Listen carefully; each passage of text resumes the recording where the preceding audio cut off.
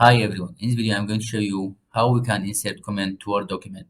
For example, you are a reviewer and you are asked to review a project or a research. For example, here I add a comment just from insert comment. Change the text. Okay. Also, I want to add another comment here.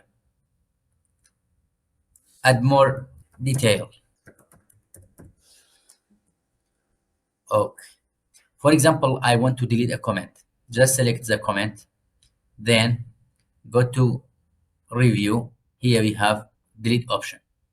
For example, I want to delete all. Here, delete all comments. For example, I don't want to delete. I just want to hide the comment sections. Just from this section, markup, show markup, just uncheck comments. Then it goes to original preview. That's all. Have a nice time.